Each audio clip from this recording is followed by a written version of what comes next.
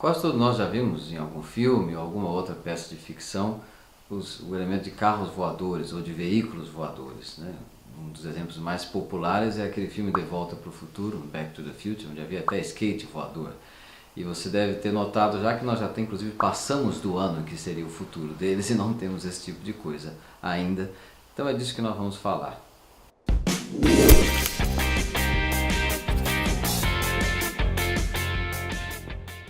Acho que veículos voadores nós vamos separar aqui de dois tipos. Um que até existe, embora em aplicações muito particulares e com muito pouca perspectiva de futuro, que é um carro voador que nada mais é que um helicóptero melhorado. Ou como se você colocar motores a combustão, ou até, dependendo do caso mais leve, motores elétricos, em que se coloca numa posição particular do carro, e às vezes com asas retráteis ou móveis, que permite o carro usar a aerodinâmica de andar para frente, com asas, e quando ele levanta voo é auxiliado por hélices. Esse tipo de coisa ele estaria sujeito às mesmas legislações e aos mesmos problemas e às mesmas complicações legais do helicóptero, em grande parte, ou de aviões de pequeno porte. Então você teria o problema de tráfego aéreo, de permissões de voo, todo esse tipo de coisa. E ele voaria em altitudes associadas a aeroplanos e aviões de pequeno porte. Então essa é uma questão mais ou menos resolvida, até porque nós já temos helicópteros, né? E mesmo helicópteros com mais de uma hélice. Uma outra categoria seriam esses carros que voariam, pelo menos ficticiamente, em altitudes muito baixas. Na verdade eles apenas levitariam sobre o solo, como exemplo aí do filme De Volta para o Futuro. A impressão que se tem das obras de ficção é que seriam veículos magnéticos, veículos de orientação de campo magnético, usando um princípio parecido com o que existe dos trens de levitação magnética atualmente, que existem em alguns lugares do mundo. O princípio da levitação magnética é de você ter ímãs permanentes e eletroímãs sendo utilizados de forma de repulsão para fazer um corpo se deslocar em relação ao solo, em relação ao corpo imóvel, em relação a um trilho, praticamente sem atrito, praticamente sem gasto de energia, porque eles não estariam em contato, eles estariam flutuando.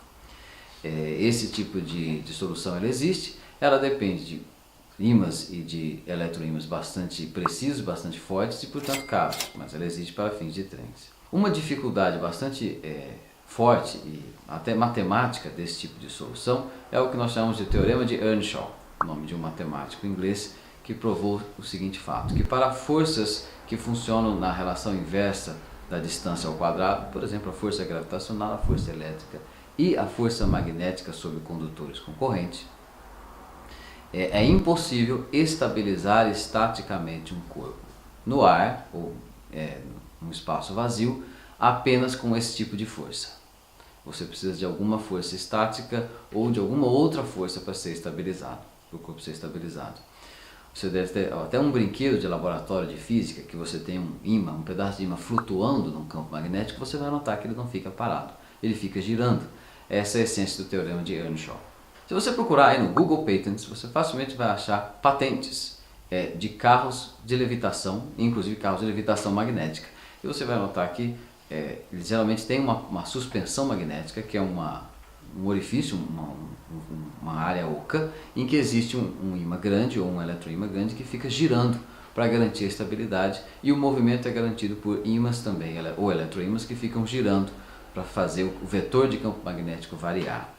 Então a primeira dificuldade seria que, para produzir um movimento para frente ou para trás ou para os lados da movimentação desse carro, é que o fato de que você tem de produzir um campo magnético girando faria que seria muito difícil, em termos de controle, fazer o carro manter uma velocidade constante, ou uma velocidade, porque você teria de produzir um campo magnético variável, circular, mas que ao mesmo tempo ele teria de continuar controlando uma peça que está flutuando e em rotação também para servir de levitação.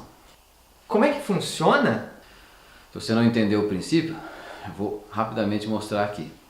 Para uma coisa estar estabilizada na ideia de força, é preciso que a energia potencial dessa força, num gráfico de U pela posição, tenha um vale, um ponto mais baixo. Quer dizer, a energia potencial provocada por uma força. Nós estamos usando como força magnética o exemplo, mas pode ser gravitacional ou elétrica. Ela tem então um ponto mais baixo, porque nesse ponto ela fica estável. Veja, no ponto mais baixo no gráfico de energia potencial, não vale. Se você for um pouco mais para frente ou um pouco mais para trás, a força aumenta de forma de recuperar a posição original. E no caso das forças magnéticas, esse tipo de configuração não acontece. Isso é mostrado pelo teorema de uma forma simplificada assim. A energia potencial U de um dipolo magnético, de um caso de qualquer ímã, imersa num campo magnético vetorial B, é U igual ao produto escalar M por B.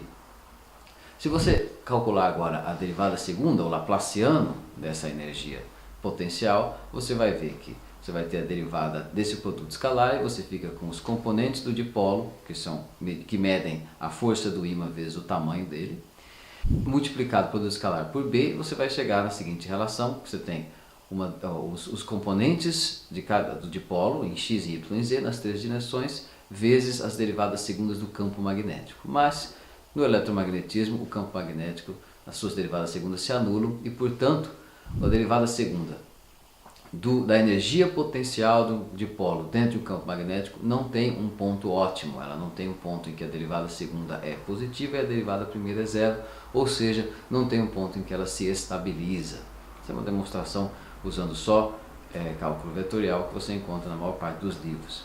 Então essas dificuldades são práticas, são técnicas e matemáticas para se construir esse tipo de equipamento de levitação. Por último, mesmo que você resolvesse essas questões colocando um ímã móvel, girando como suspensão do veículo, e ainda resolvesse o problema de controlar o campo magnético de forma a andar de forma suave, fazê-lo andar de forma suave, você ainda teria o problema de custo. Você teria de fazer uma estrada magnética também, porque magnetizar objetos não magnéticos é possível. Talvez você tenha até visto um experimento em que se coloca uma rã dentro de um campo magnético tão intenso que ela magnetiza o sangue da rã e ela flutua. No entanto, para isso é um campo magnético proibitivamente intenso. Para magnetizar o solo, o chão, o asfalto, você teria de campos magnéticos que seriam impossíveis de atingir num veículo móvel, um veículo que se moveria. Então, nesse caso, você precisaria que esse veículo magnético levitasse sobre uma estrada magnética. Você pode consultar facilmente que um punhado de ímãs de neodímio e ferro-boro custa algumas centenas de reais e, portanto, 1 quilômetro dessa rua, algumas centenas de milhares de reais. E aí você tem uma limitação até muito mais séria para esse tipo de veículo. Se você gostou desse tipo de discussão, inscreva-se aqui no nosso canal, aperte o curtir, o sininho e muito obrigado pela atenção.